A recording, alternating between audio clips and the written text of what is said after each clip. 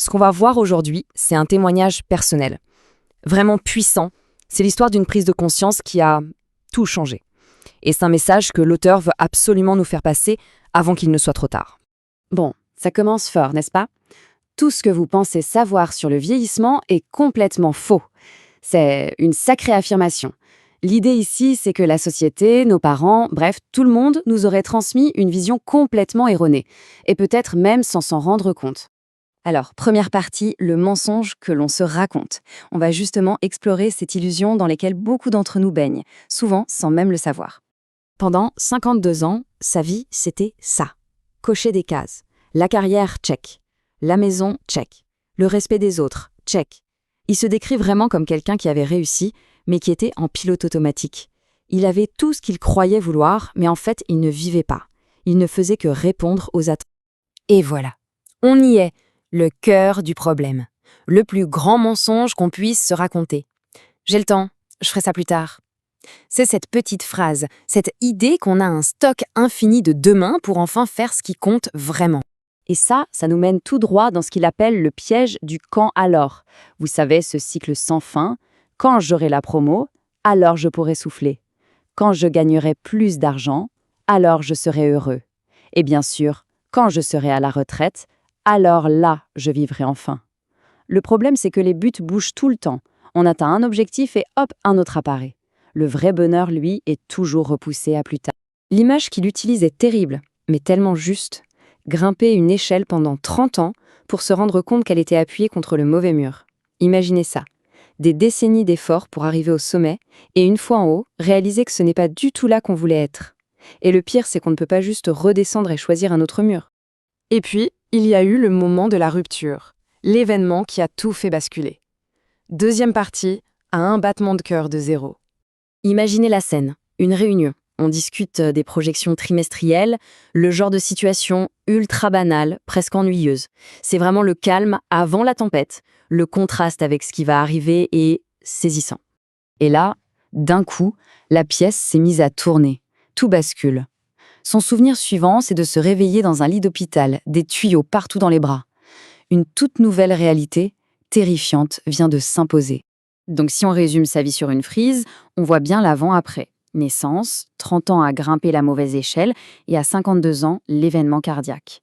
Et après ça, 21 ans d'une vie totalement différente, une vie intentionnelle jusqu'à aujourd'hui à 73 ans. Une rupture nette.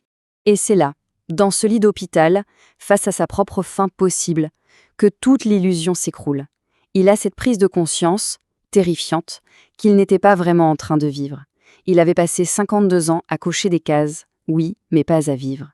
Un moment de clarté aussi brutal qu'effrayant. Et la question qui le hante à ce moment-là, c'est « si j'étais mort ce jour-là, qu'est-ce que j'aurais laissé ?» La réponse est terrible. Une belle maison, de l'argent, des trucs matériels, des réussites dont, soyons honnêtes, plus personne ne se souviendrait dans 5 ans. Pas un héritage, pas un vrai.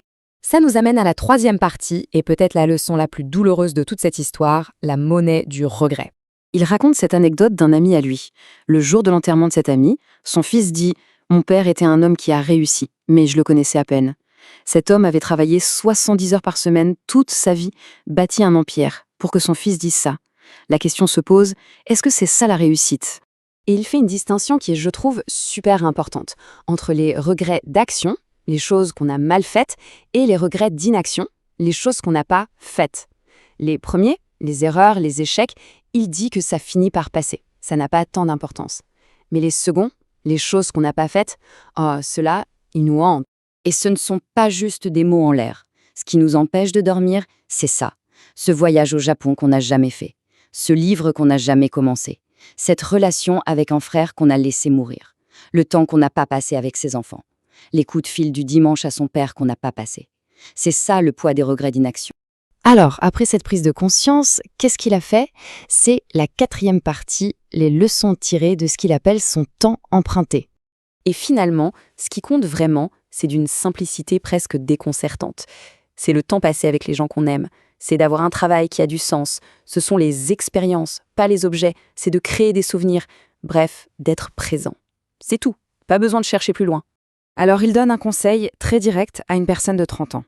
D'abord, ce qu'il faut arrêter de faire. Arrêtez de sacrifier sa santé pour sa carrière. Arrêtez d'essayer d'impressionner des gens qui s'en fichent. Arrêtez de reporter la joie à plus tard.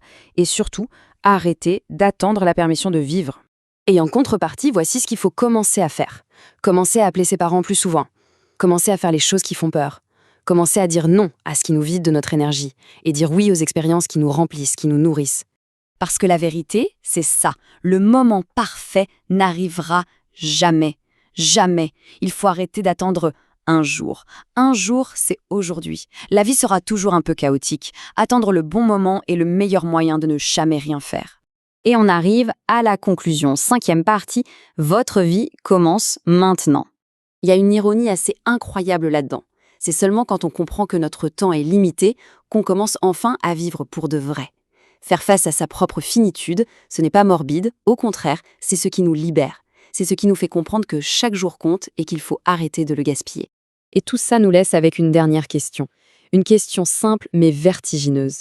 Si c'était votre dernier jour sur Terre, est-ce que vous seriez satisfait de la vie que vous avez vécue? La question n'est pas « avez-vous assez réussi ?», mais « êtes-vous satisfait ?» C'est une question qui nous renvoie à nos propres choix. Pas demain, mais maintenant.